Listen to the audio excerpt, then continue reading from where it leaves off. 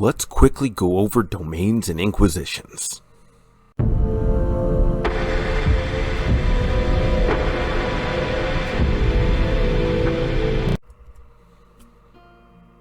Hello everyone, and welcome back down here to the Gamer's Den with me, your host, Jordan, your master of lore and storyteller extraordinaire, here to talk to you about the first edition Pathfinder Inquisitors, domains, and inquisitions.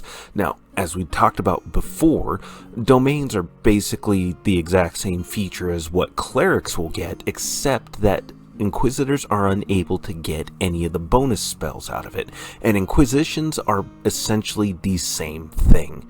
They provide you extra abilities that you can make use of, and not all Inquisitions and domains are made equally. Some are very much so better than others, but some also offer subdomains that you might be able to make some great use of. But before we get into all of that, if you're new here to the channel, go on down there, hit that subscribe button, and become a regular member here at the Gamer's Den.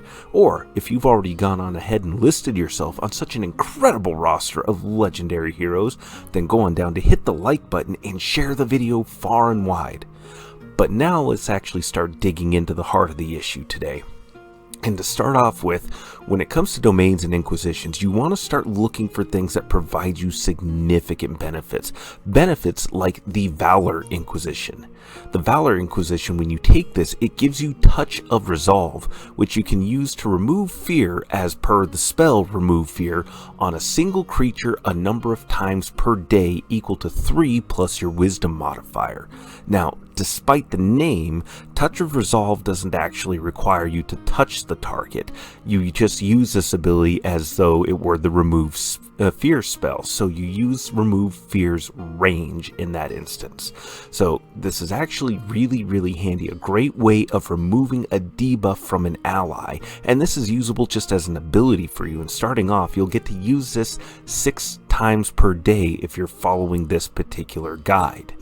Then, at 8th level, you gain an additional benefit, which is Fearless, and at 8th level, you will become immune to fear. This is especially handy considering that you cannot use your judgments while you're under fear effects. So, not only are you just immune to the debuff in general, this allows you to maintain full access to your whole suite of abilities and allow you to keep beating down whatever's in your way or surviving it, as the case may be.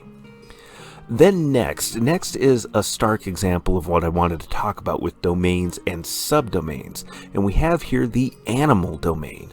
You add Knowledge Nature as a class skill, and you also gain the ability Speak with Animals, which lets you use Speak with Animals per the spell for a number of rounds per day equal to 3 plus your Inquisitor level. Then at level 4, you gain an animal companion, which is fantastic.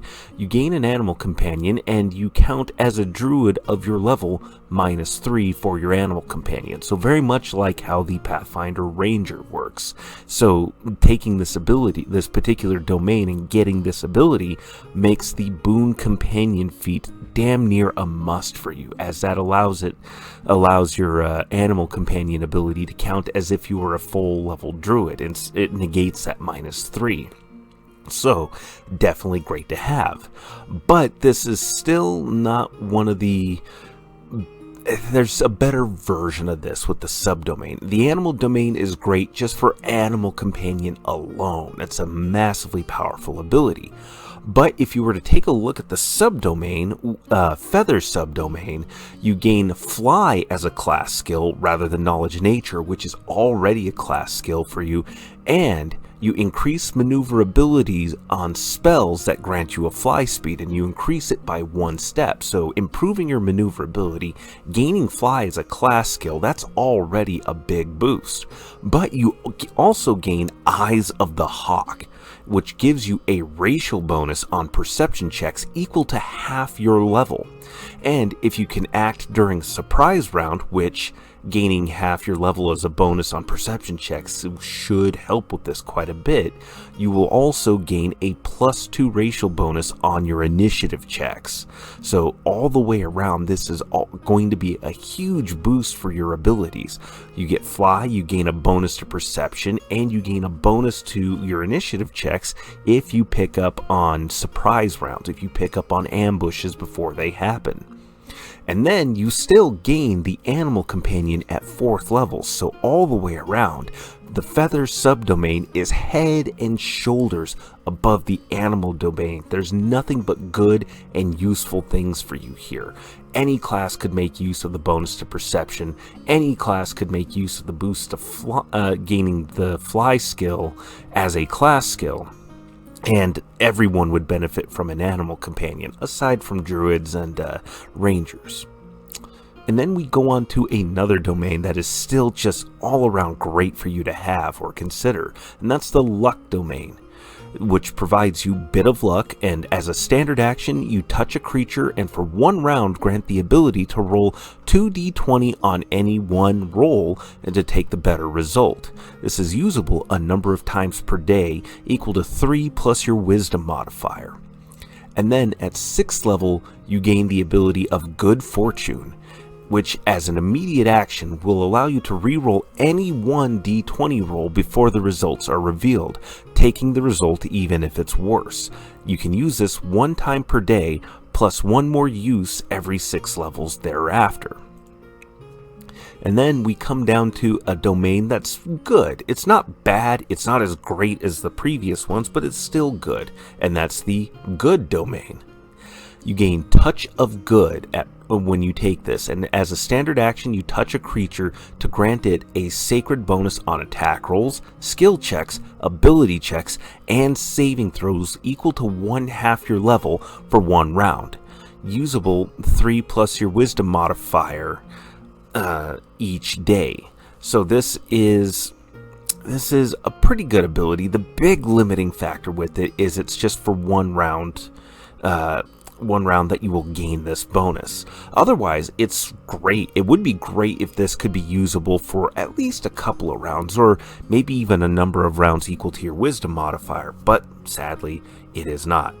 And then, at 8th level, you gain Holy Lance, and you can give a weapon you touch the Holy Enchantment for a number of rounds equal to 1/2 your level.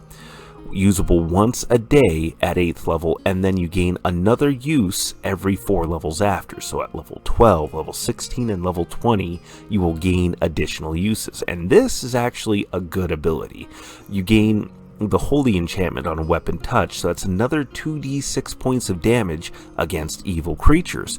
Couple this with your Bane ability, adding in another 2d6, or at later levels 4d6, you're looking at a pretty sizable damage boost, considering that, especially if you have the good domain, you're going to be fighting primarily evil aligned creatures, whether those are outsiders, undead, humanoids, doesn't matter. You're able to attune and adjust your different Banes and the Holy Lance ability to go ahead and unleash all that righteous fury on them.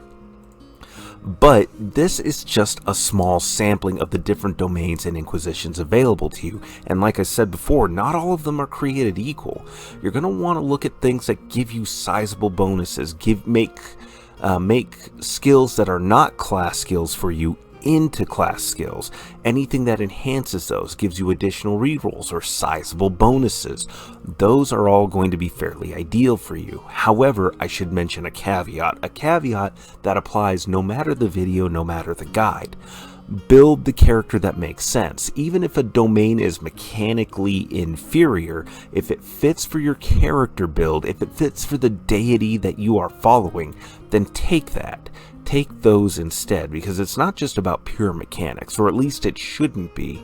This is a game about having fun and telling a good story, and if the story makes more sense with a particular selection that just doesn't function quite as well, then go with those. These guides are just meant to be helpful for you. They're not meant to be set in stone, the be-all that ends all.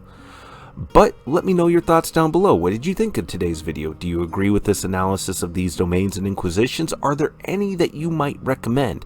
Certainly go on down to leave your comments and thoughts down below, and we'll engage in discussion, and hit those like or dislike buttons. And remember, if you're new here to the channel, go on down there, hit the subscribe button, and become a regular member here at the Gamers Den. But with all that said, I've been your host, Jordan, your Master of Lore and Storyteller Extraordinaire. Thank you all so very much for your time, and you all have yourselves a good night.